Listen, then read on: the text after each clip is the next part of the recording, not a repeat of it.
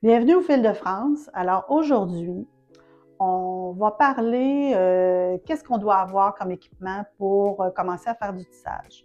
Je parle plutôt, surtout pour les débutantes aussi. Qu'est-ce qu'on doit regarder quand on achète un nouveau métier à tisser? Bon, est-ce que je dois acheter un petit métier, un moyen métier, un métier plus large? Donc, sur les sites de vente en ligne, surtout du usager, vous allez trouver ça beaucoup sur les marketplaces, les Kijiji, les tissages, pas les tissages du Québec, la brocante du Québec, c'est un site sur Facebook qui vend beaucoup de métiers usagés. Donc, ça prend quand même un minimum de matériel là, pour commencer à tisser et aussi un minimum d'investissement. Je vous dirais, quelqu'un qui débute, là, qui veut vraiment avoir quelque chose de vraiment bien, doit investir au moins entre 500 et 1000 $ là, pour dire que tu veux commencer vraiment à tisser. Si vous voulez apprendre à tisser, vous allez dans les cercles d'infirmières ou les AFEAS. Là, à ce moment-là, vous pouvez apprendre sur place. Mais si vous voulez vraiment avoir votre métier chez vous, je vais vous montrer qu'est-ce qu'il faut regarder puis qu'est-ce qu'on a besoin pour commencer.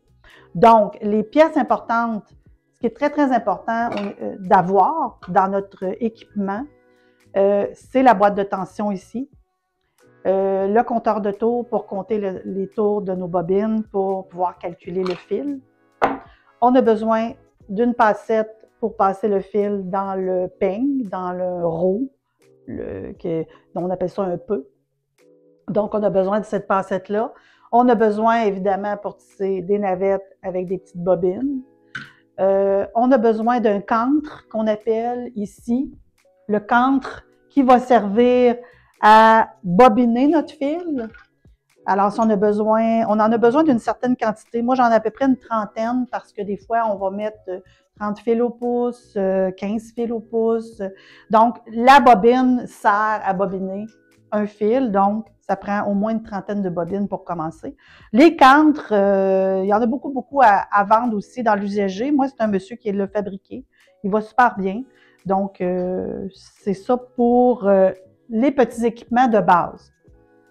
Maintenant, pour le métier, qu'est-ce que je choisis? Un 60 pouces, comme celui-là, c'est un 60 pouces. Je choisis un moins large, 45 pouces ou 36 pouces. Moi, on m'a conseillé au début, il y a une dizaine d'années, quand j'ai commencé, d'y aller avec un 60 pouces si j'avais la place. Pourquoi? Un 60 pouces, c'est assez large, donc je peux commencer à tisser des linges à vaisselle. Ensuite, je peux aller un petit peu plus large. Je peux tisser une petite couverture de bébé 36 pouces. Après ça, je peux aller une jetée 45 pouces. Et après ça, je peux faire des couvertures à 60 pouces. Ça me permet, il est très, très polyvalent. Ça me permet de tisser vraiment toutes sortes de largeurs de pièces. Je ne suis pas limitée. Et aussi, même si je tisse une pièce un petit peu moins large pour le 60 pouces, je trouve qu'avec le battant, ça va vraiment bien. Il y a comme avec des cadres un peu plus larges, je ne sais pas, il y a comme quand je fais les séquences, ça va très, très bien. Donc, qu'est-ce qu'on regarde sur un 60 pouces quand on veut l'acheter usagé? Donc, la première chose qu'on regarde, c'est les barres ici. Cette barre-là, c'est la barre principale pour le roulement des cadres. Et souvent, je vois ça sur les métiers usagés, la barre, elle a une courbe. Ne l'achetez pas, s'il vous plaît, s'il y a une courbe. Ça veut dire que le bois a travaillé, puis là, ça va vous donner des séquences, ça va vous donner des coups quand vous allez tisser. Donc, c'est pas tellement bon.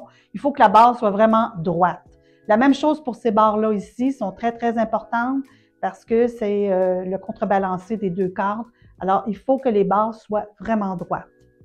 Ensuite, les cordes. Les cordes, s'ils sont vraiment usagées, noircies ou maganées, il n'y a pas de problème.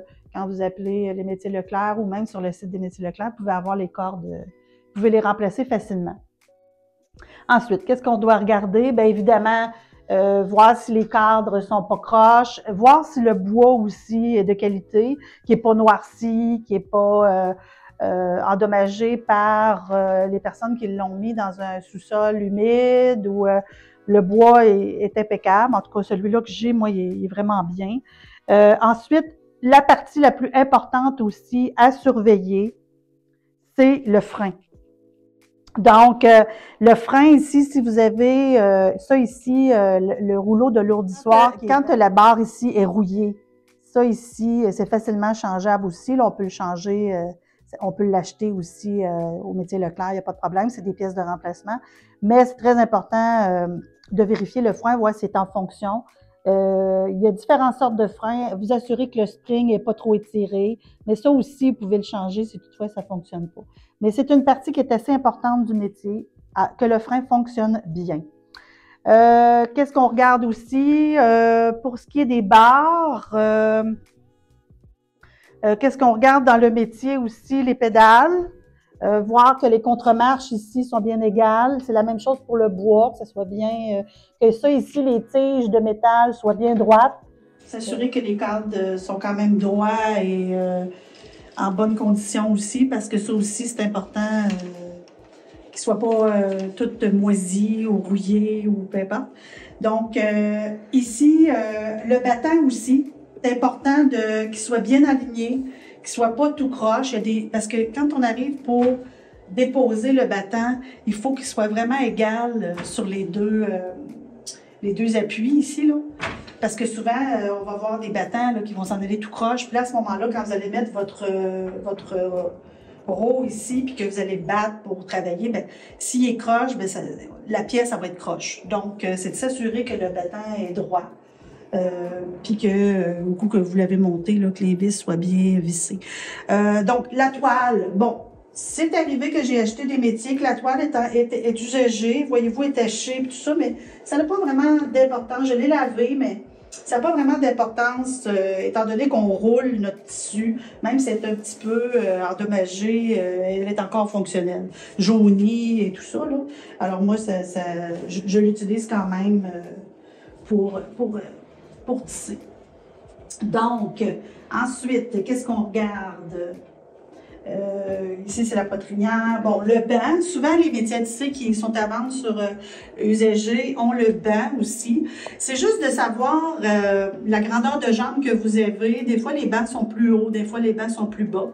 Ça va être de faire un ajustement, là, si vous avez un menuisier près de chez vous là, qui peut couper les pattes ou mettre quelque chose pour les remonter. C'est très important d'être quand même bien aligné pour le métier.